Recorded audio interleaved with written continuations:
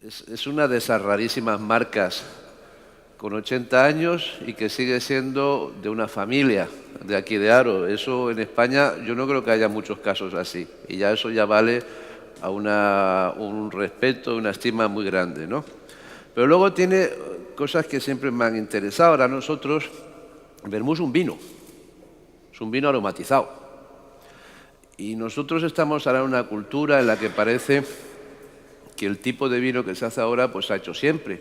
Y a que a la gente siempre le ha gustado el vino que huele a frutas del bosque o que huele a cítricos y cosas de estas, cuando en realidad ese vino es algo que existe gracias a que existe una tecnología que se desarrolló sobre todo en el siglo XIX y mucho más en el siglo XX, que permitió mantener ese tipo de aromas. La historia del vino es la historia del vino aromatizado.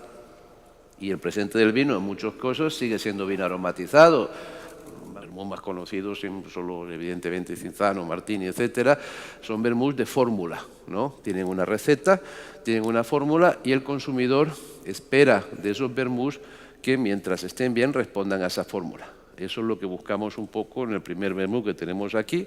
Es un vermú de una fórmula, a mí siempre me parece, y me dice Luis que no, que es igual de dulce que el vermú rojo, pero a mí me parece un poco más dulce. Me dice Luis que probablemente sea por esos aromas más sobre las especias dulces que encontramos, ese toquecito como de canela que tiene, ¿verdad?, que en nariz, que le da esa cosa, y luego el final dulce parece como nos pasa en muchos vinos. Tú lo que hueles, yo siempre digo, para catar el vino, la mejor forma de juzgar a un vino es no juzgarlo. Cuanto más animal seas jugando un vino, mejor lo vas a juzgar. Cuanto más pura sea tu cata, cuanto menos conclusiones sacas, información más valiosa sobre ese vino vas a tener. Y luego ya piensa lo que quieras, pero es muy difícil, porque cuando ya te pones un vino en nariz, este cerebrito nuestro que no para ni cuando dormimos, ¿no?, empieza a decir, este vino va a ser así, te va anticipando el gusto del vino. Y aquí yo creo que pasa igual, porque los aromas son muy dulces, muy de especia dulce, nos están recordando a los helados, nos están recordando a esas canelas, esas cosas así. El cuerpo ya está preparado para anticipar el dulce, ¿no? Y yo creo que es la característica de este vermú, que esto es un producto nuevo, ¿no, Luis? Sí, relativamente. Este lo llevamos produciendo, creo que son, Álvaro, 5 años.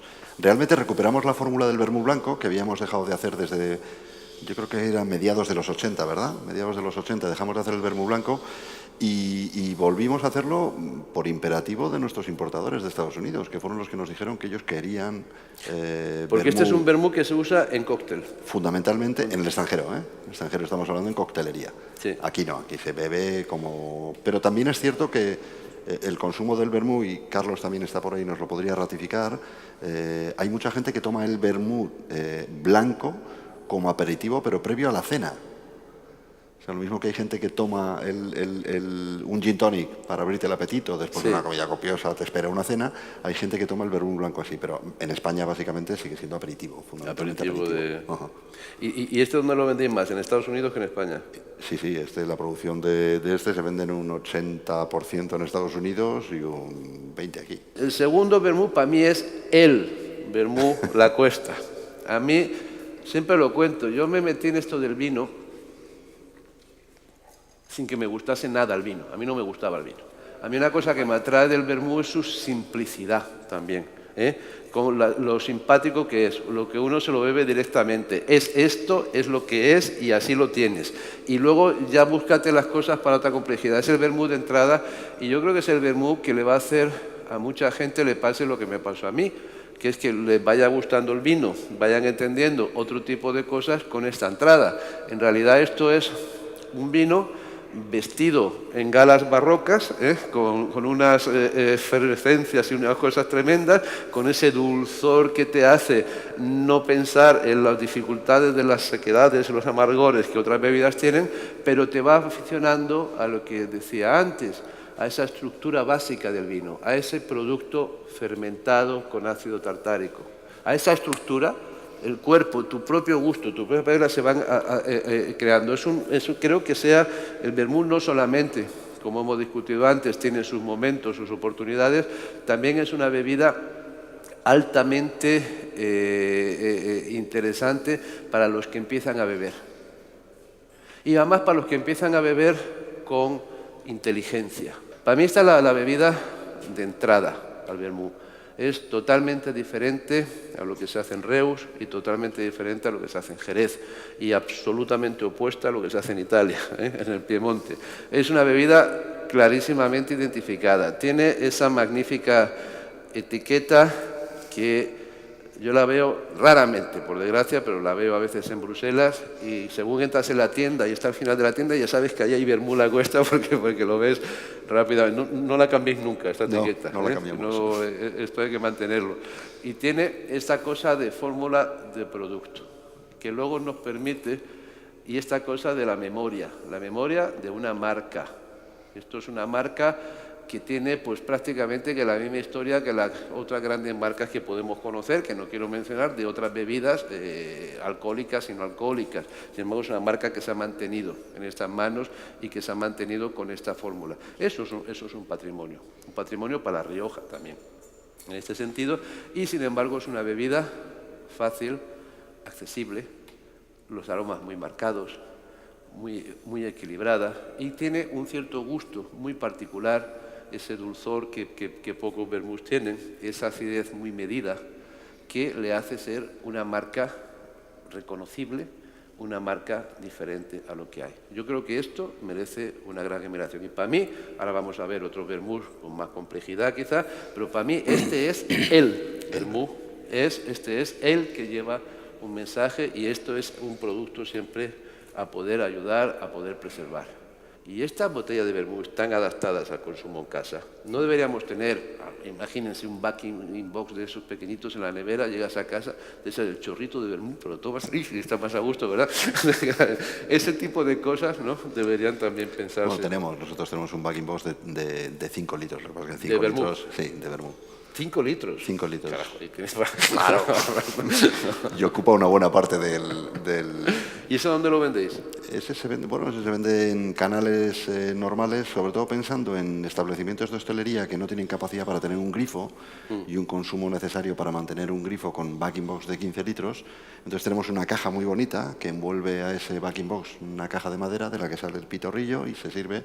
Claro. Una cosa muy bonita, la verdad es que es muy cómodo. Pero también hay que decir en ese sentido que para consumo en casa, lo comentábamos antes, Pedro, tú puedes tener esta botella en el frigorífico durante 3 meses y el vermú está exactamente igual.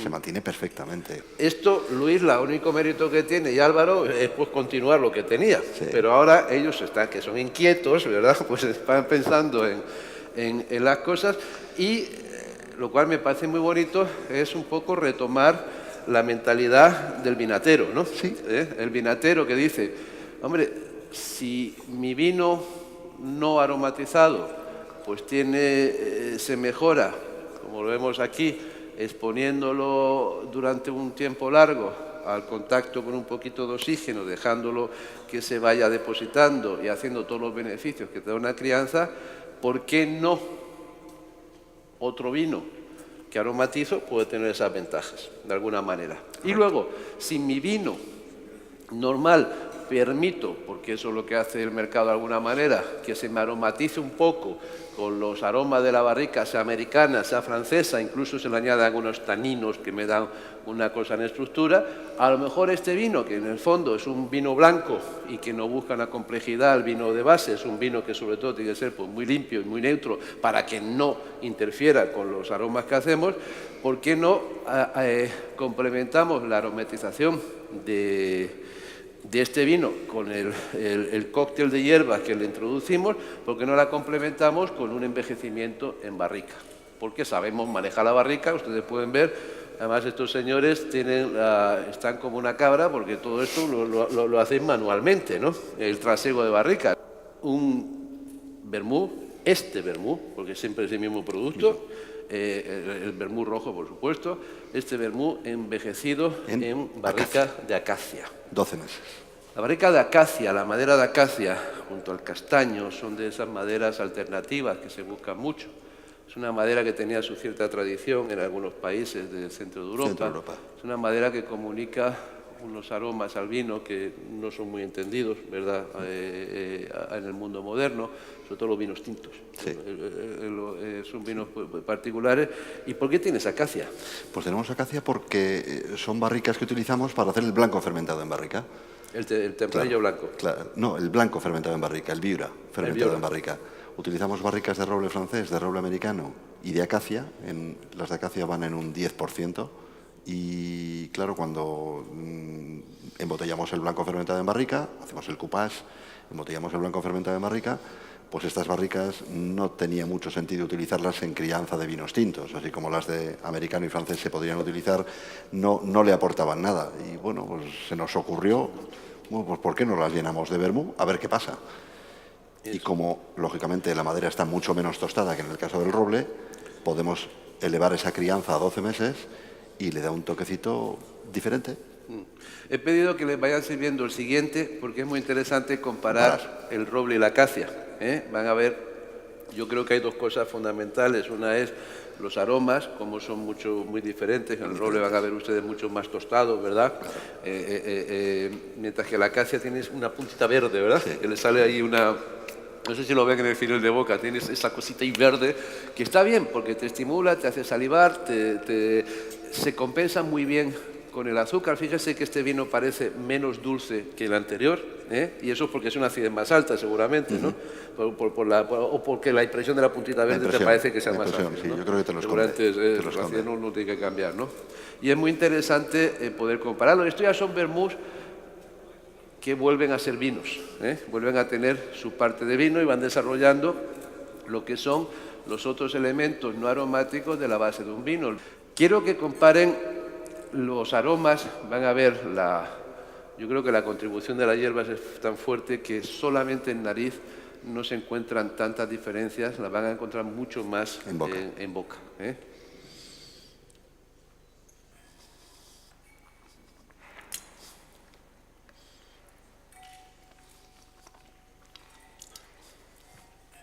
Miren cómo el vino del roble, cómo se hace gordo en boca.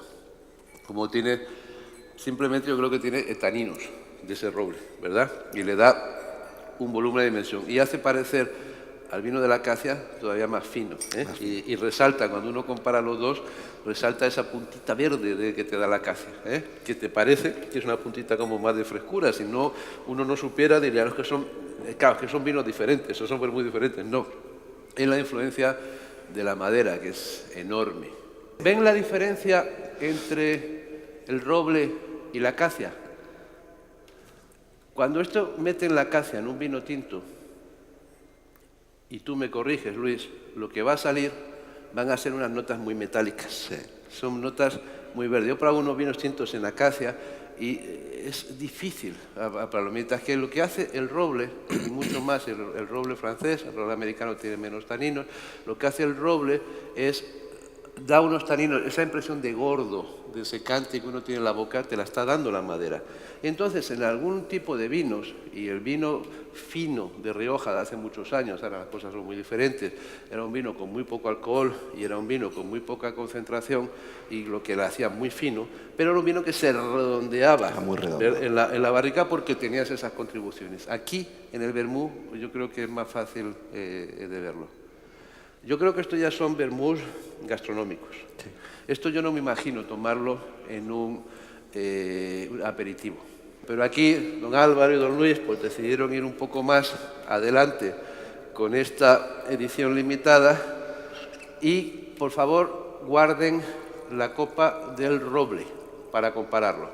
Porque esta edición limitada es el mismo vino que se ha sometido a una crianza más larga, que se le ha expuesto más a lo que es la oxidación controlada en esa crianza y que se le ha dejado mucho más integrarse y lo van a ver, creo yo, al catar, se le ha dejado que precipite un poco más también. El vino está más limpio.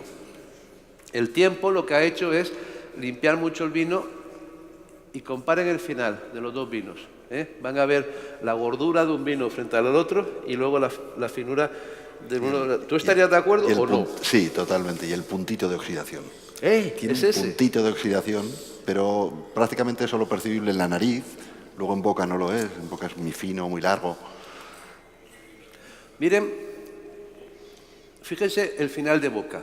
Comparen los dos. Si uno los cata una gotita muy rápidamente el uno y luego el otro, van a ver el primero con los 7 meses tienes todavía esa gordura del tanino, y el segundo, fíjense como el vino ya pasa mucho más suave.